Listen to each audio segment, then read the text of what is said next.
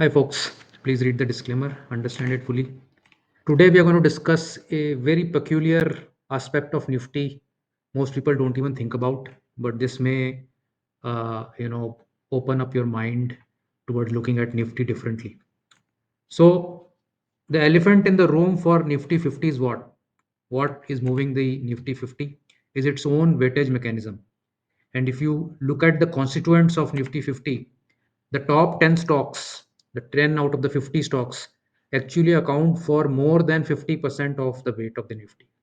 So you can see in this table taken from the NSE website, HDFC Bank is 13.19% of Nifty, ICICI Bank is 8.9%, and the 10th in this uh, uh, table is Kotak Mahindra Bank at 2.75%. Of course, you've already noticed that there are a lot of banks in the top 10 uh, list. Now, the top 10 stocks have 50% weight, and the bottom 40 have the rest 50%.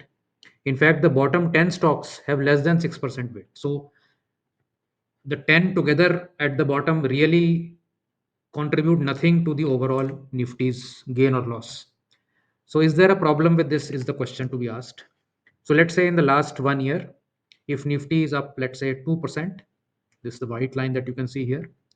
Some stocks are pulling up the index, like Bharti Airtel is up 35%, HDFC Bank is up 25%, and some stocks are pulling the index down. Uh, Infosys minus 14%, TCS 3.6%, minus 24%. The ones that are pulling it up are 13.2% weight of HDFC Bank. So if HDFC Bank was not moving up this year so far, then Nifty would be significantly down, perhaps. Now the top 10 stocks, the weights of which are 56% in the last 1 year, these are the performance of those 10 stocks. If I were to take an average, it would be 2.5% in the last 1 year, which so the Nifty, which is 2.5%, not the average, the Nifty gain. And in the last, and you can see here, significant damage happened because of few stocks, and significant gain happened because of these couple of 2 3 stocks. In the last 5 years CAGR, if we see, then ICICI Bank, Bharti, L&T, ITC, Axis Bank, these 4 5 stocks made the major gains, and there was no negative returns on any top stock. The Nifty averaged 5 year CAGR at 14%. Now, if we decided to spread our money equally across all Nifty stocks versus this skewed Nifty index, how would it look like? So, Nifty 50 market cap weighted index versus Nifty equal weighted index, how would it look like? So, since the start of Nifty equal weight chart, which is July 13, in the last 12 years, you can see Nifty equal weight is up 364%, while Nifty is up 321%. There were times when Nifty did better than equal weights also, especially in this period right here. But then significant gain has happened in the equal weight versus Nifty at the overall period. Now, something changed post COVID 19. So, let us see the same metric from pre COVID highs, January 2020, and the COVID bottom, March 2020. So if we were to compare Nifty 50 and Nifty 50 equal weight from pre-COVID, which is January 2020, you will find that equal weight is up 148% versus 101% of Nifty. So huge gap has started to widen in these 5 years from pre-COVID levels. Even from COVID bottom March 2020 levels, you are at 276% on equal weight versus 205% on Nifty. So you can see that in the last 5 years, what has happened? You can very easily guess that the heavyweights of Nifty, which have the most weightage, have not performed as well as other stocks in the Nifty composition. So some compositions arise, some questions arise.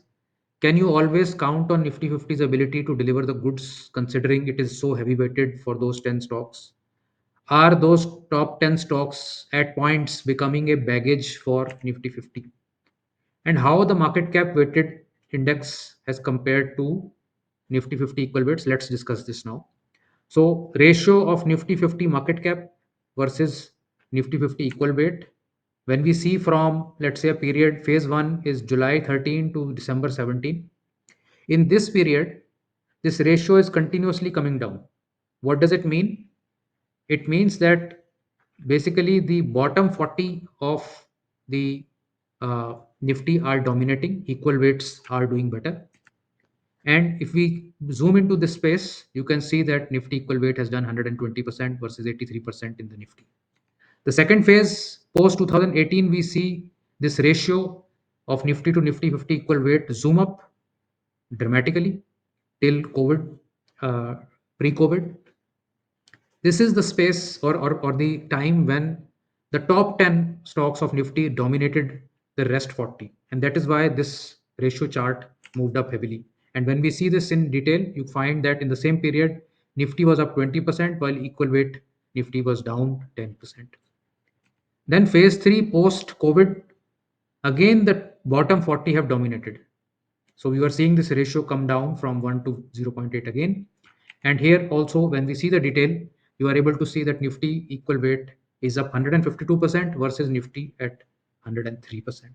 So there are different phases in which the equal weight does well and different phases where those heavyweights do well. Obviously, when those sectors dominated by the heavyweights will do well, then the Nifty uh, weighted index will do well, market cap weighted index.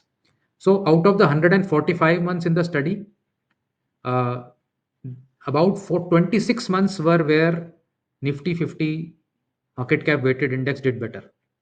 Only 18% of the time, 70 to 82% of the time, it was the Nifty equal weight that did better. And the bottom 40 stocks, which makes up of 80% of the stocks, have consistently been able to dominate the Nifty 50 index. That is the outcome of this. But sadly, their exposure is under 50%. So the real strength of Nifty can be those stocks which have which are basically the bottom 40 at times, at most times rather, and in the times when the top 10 is not performing, we are basically losing a lot of uh, ground just because of the weightage of the Nifty in the index. So the takeaway here is that Nifty 50 becomes highly dependent upon those 10 stocks to do well. When those 10 stocks are doing well, Nifty does well. When those 10 stocks don't do well, Nifty doesn't do well, even if the other 40 are doing reasonably well. So it does not reflect the broader performance uh, as such. And in any case, having those kind of weightage, heavy weightages to 10 stocks, I don't know how much sense it does make or not. So this leads us to the primary objective of momentum strategies, where you basically are motivated to stay with the strength of the index regardless of what is their market cap. So if I were to look at a strategy where the strength of the index is taken out, and I'm only invested in those stocks which are doing well regardless of what is their market cap, and be biased free on the weightage front.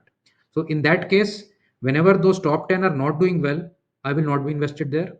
And whenever the bottom 40 are doing well, I would basically be invested in some of those stocks. So riding the performers there. So that is the beauty of trying to find the strength in the index and not getting saddled with the weightage of the index, which may or may not perform as per your expectations. So please tell us in the comments how you like this content and whether you are aware of these data points. Let us know if you want more of such topics to be discussed. Do watch this video if you are interested. It's a very interesting video that we did recently on the Nifty and dollar. If there's a correlation, you can click and go there. And do subscribe to the channel and like these videos if you like the content. Do give us a lot of feedback in terms of what you like or you don't like about our channel. And I'll see you in the next one. Bye bye.